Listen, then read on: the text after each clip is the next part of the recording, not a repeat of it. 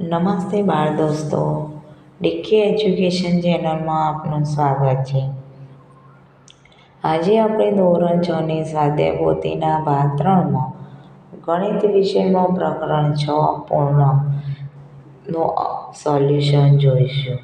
તે પહેલાં બાળ દોસ્તો, જો તમે આ ચેનલમાં નવા હોય તો ચેનલને લાઈક, શેર અને સબસ્ક્રાઈબ કરવાનું ભૂલતા નહીં. તો ચાલો સોલ્યુશન જોઈએ. પ્રશ્ન 1. યોગ્ય વિકલ્પ પસંદ કરો. -1 ની પુરોગામી સંખ્યા કઈ છે? એમાં છે 0, બીમાં છે 2, સીમાં છે -2 અને ડીમાં છે 1. તો જવાબ આવશે સી -2. બીજું છે -1 અને 1 ની વચ્ચે કેટલા પૂર્ણાંક મળે? 1, 2, 3 કે 0? તો જવાબ આવશે એ 1. ત્રીજું છે -5 અને 5 ની વચ્ચે કેટલી પૂર્ણ સંખ્યાઓ આવેલી છે? તો 10, 3, 4 કે 5? તો જવાબ આવશે ડી 5. ચોથું, -10 અને -15 ની વચ્ચે આવેલો સૌથી મોટો પૂર્ણાંક કયો છે? -10, -11, -15 અને -14? તો જવાબ આવશે -11 બી. -10 અને -15 ની વચ્ચે આવેલી સૌથી નાનો પૂર્ણાંક કયો છે? તો -10, -0, -15 અને -14? તો જવાબ આવશે -14. છઠ્ઠું, સંખ્યા રેખા પર પૂર્ણાંક 5 ક્યાં આવેલો છે? 0 ની ડાબી બાજુએ, 0 ની જમણી બાજુએ, 1 ની ડાબી બાજુએ કે -2 ની ડાબી બાજુએ? તો જવાબ આવશે બી. -1 ની જમણી બાજુ એ.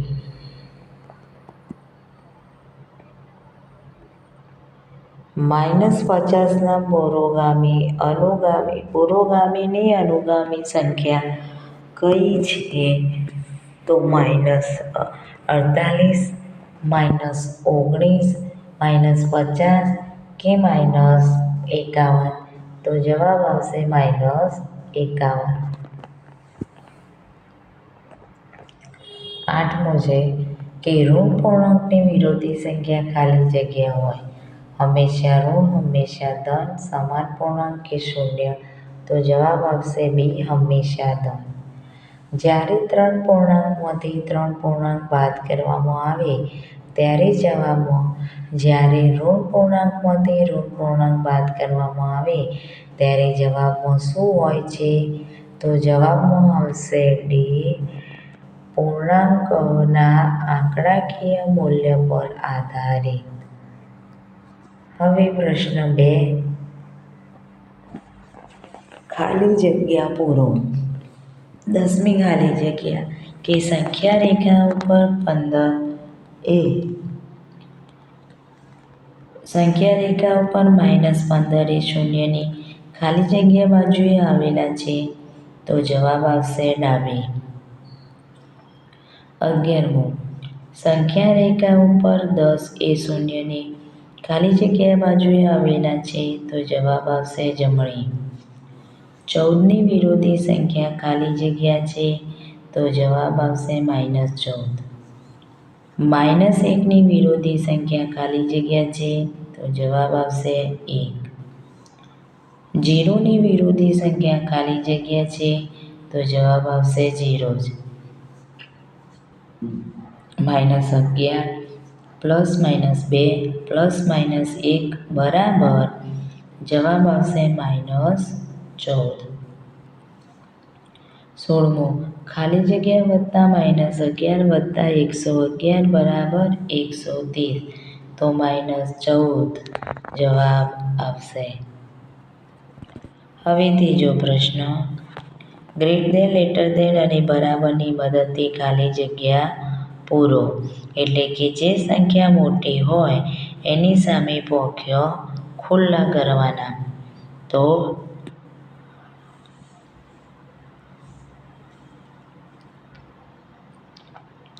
-1 વત્તા -15 લેસ દેન 11 વત્તા 15 18 0 લેસ દેન 1 એટલે કે 1 0 કરતાં મોટી છે. -10 લેસ દેન -11 હવે 20મી એટલે કે -10 એ -11 કરતાં મોટી છે. -2 વત્તા -5 વત્તા -6 બરાબર -3 વત્તા -4 વત્તા -6 બંનેનો સરવાળો સરખો થાય છે.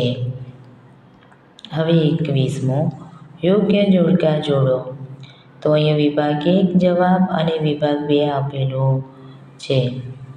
+4ની વિરોધી સંખ્યા તો જવાબ આવશે સી -4.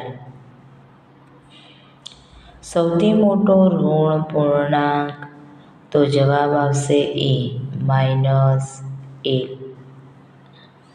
સૌથી મોટી બેકી ઋણ પૂર્ણાંક તો જવાબ આવશે 2 એટલે કે બી.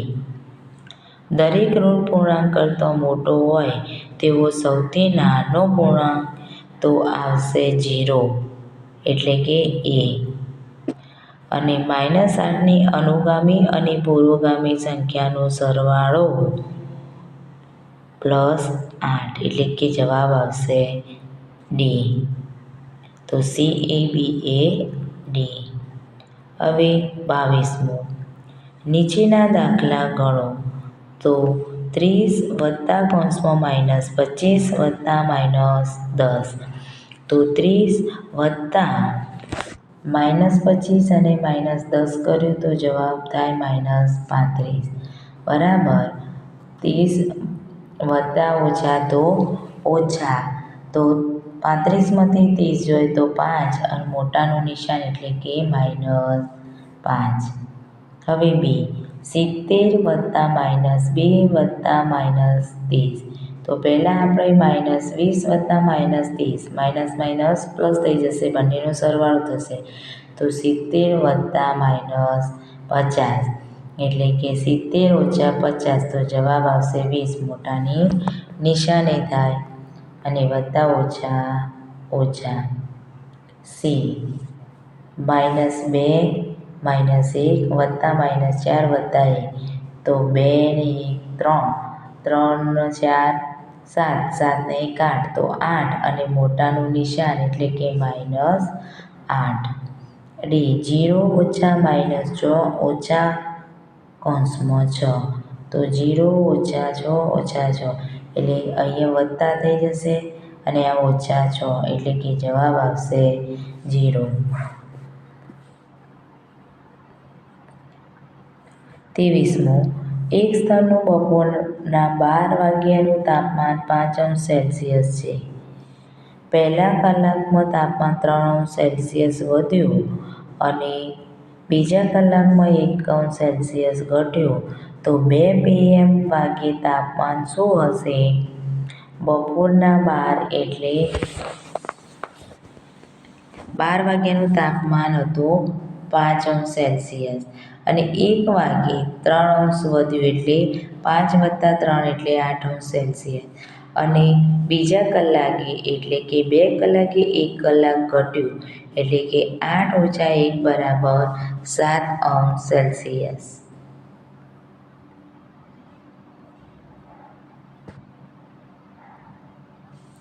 24મું 0 1 2 3 થી 9 સુધીના અંકોને આ ક્રમમાં લખો અને તેમની વચ્ચે એક અથવા વત્તા અથવા માઇનસની નિશાની મૂકીને જવાબ 3 મેળવો.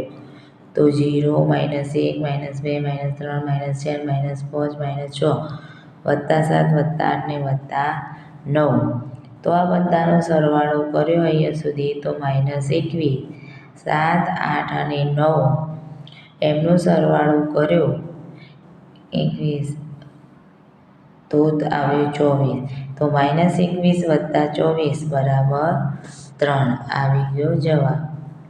હવે 25 જુદા જુદા 6 પૂર્ણાંકો લખો કે જેમનો સરવાળો 7 થાય. તો અહીંયા લખ્યા છે 1 2 3 4 5. તો 1 + 2 + 3 + 4 + 5 - 8.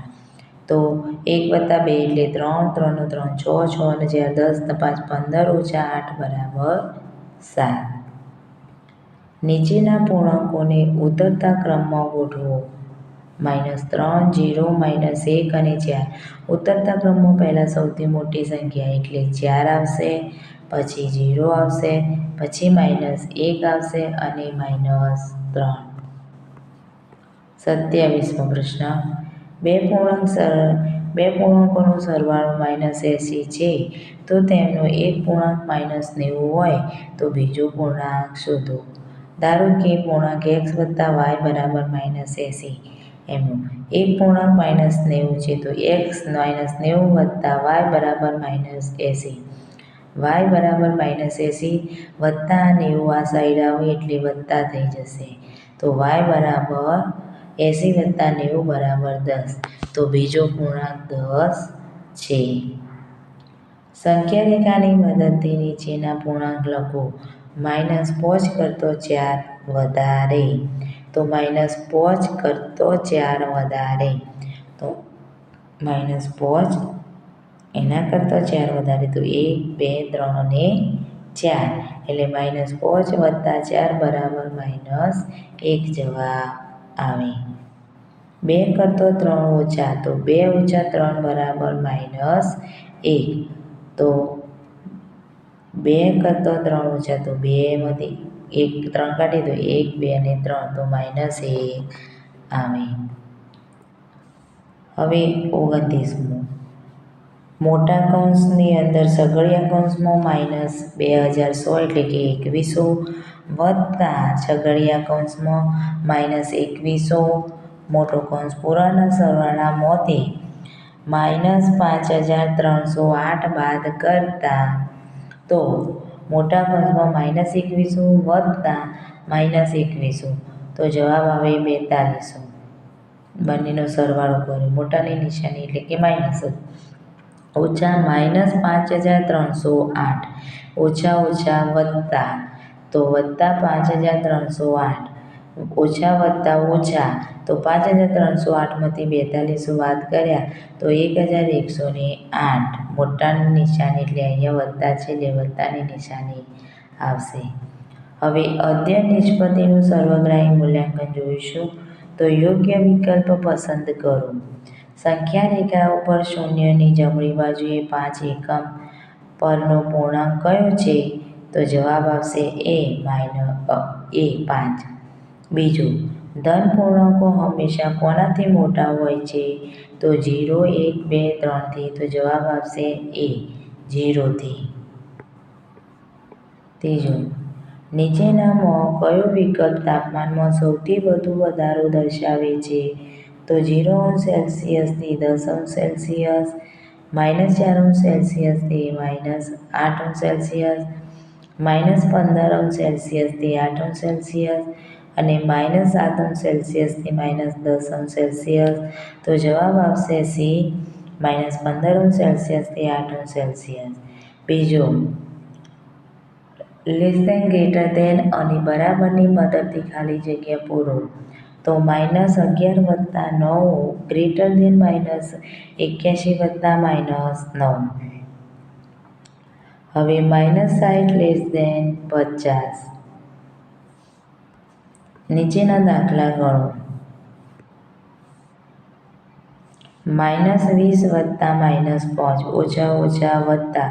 તો 20 + 5 = 25 અને મોટાની નિશાની.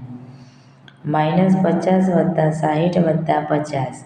તો -50 વત્તા 60 એટલે +110 વત્તા 50 એટલે કે -60. C 0 વત્તા -5 વત્તા 2. તો 0 વત્તા -5 વત્તા -2. 0 વત્તા -7 બરાબર -7. નીચેના પૂર્ણાંકોને ચડતા ક્રમમાં ગોઠવો. -2 1 0 -3 4 અને -5.